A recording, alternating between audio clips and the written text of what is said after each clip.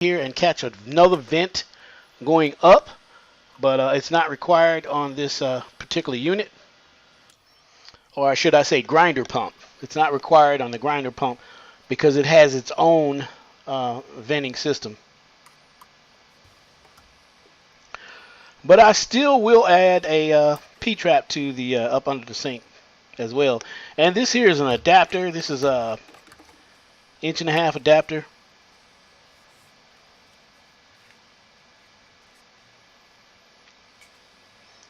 This is going to adapt the Schedule 40 PVC down to the thin wall PVC.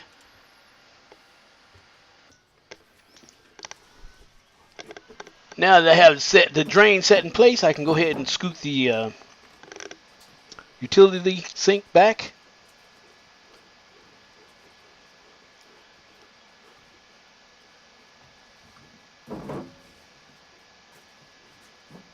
Now the tricky part of this job here right now, installing the utility sink, is going to be the supply line. Like I said, it's not the braided supply line that a lot of people are used to nowadays. It's a lot flexible and you just move it around anywhere you want. This here is stiff, rigid tubing that will have to be cut to fit.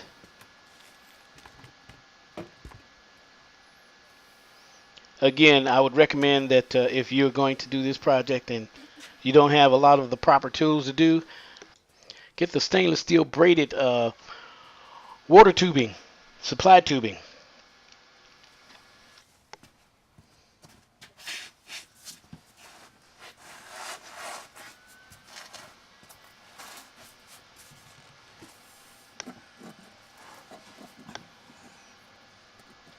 And another thing with this tubing, you're going to need the brass ferrule that you can see right there on the end of it. You can barely see it, just right at the end. That's the ferrule. That'll slide up and down, and that's going to fit between the supply nut and the valve itself, and it's going to compress, and that's what seals it. And I'm trying to give you the best angle with the camera that I can.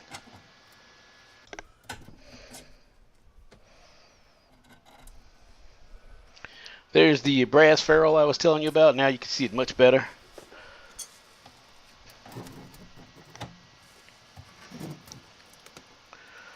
And what is good is I don't have this utility sink anchored down right now, so I got some move and play in it, and I can move it around a little bit.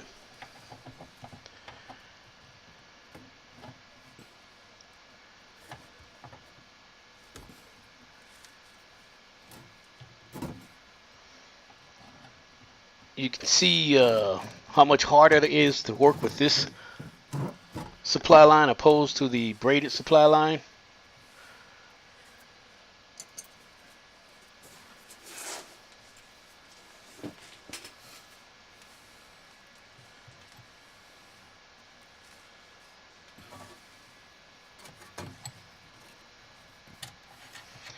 And being a old school plumber, it took me a long time before I got used to using the flexible supply line, the braided supply lines, because I felt like I was cheating or something wasn't right. I was so used to using it and using this type of supply line, which is pretty difficult to work with compared to the other one.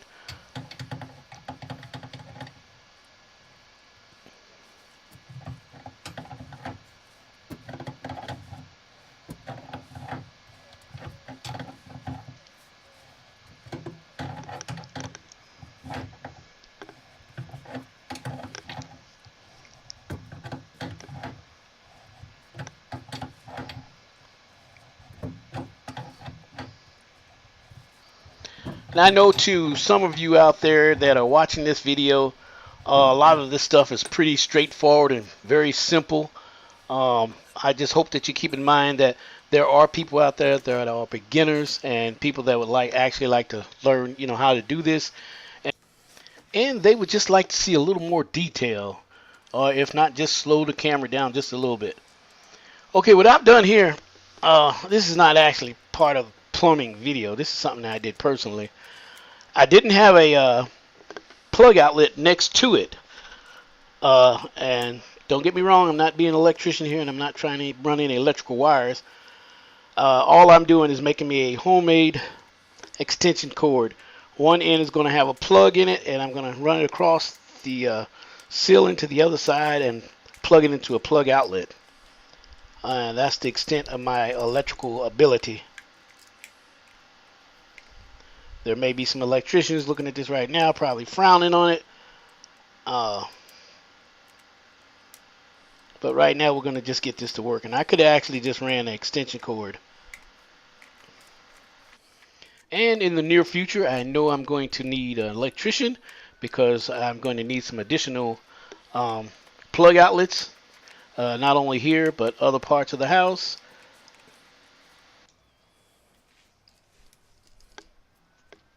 Okay, that's enough of the electrical. Let me get back to the plumbing.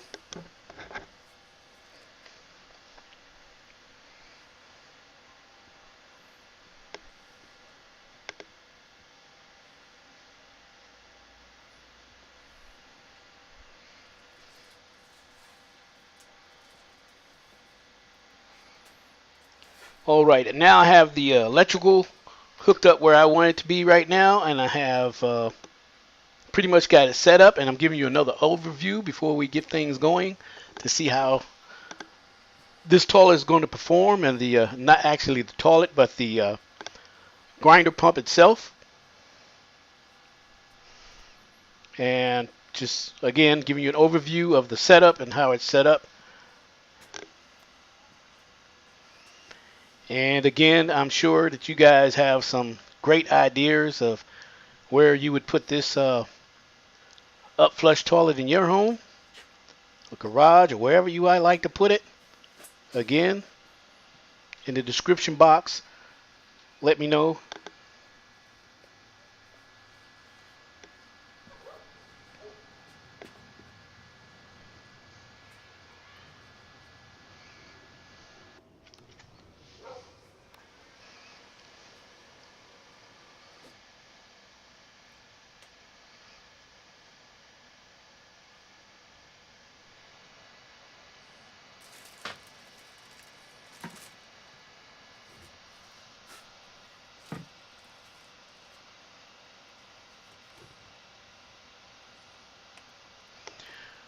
You can see the inside of the tank looks just like any normal toilet.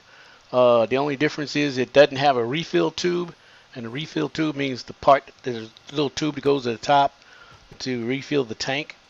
I mean the bowl.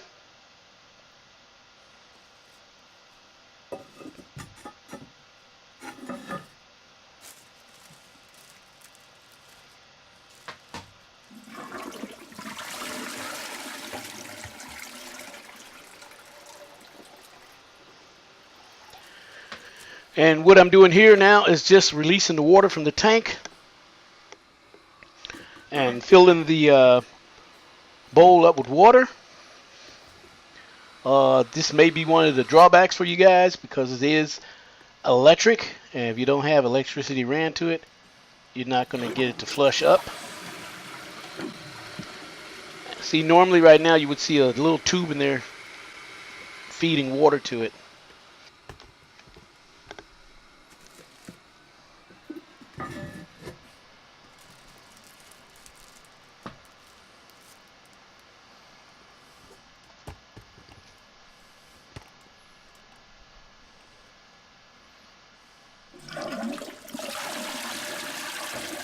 And I haven't plugged it in yet, so you'll see the water kindly gradually come up.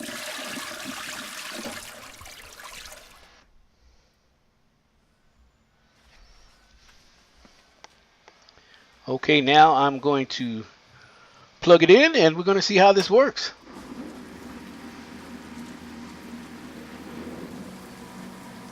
And there you have it, an upflush toilet.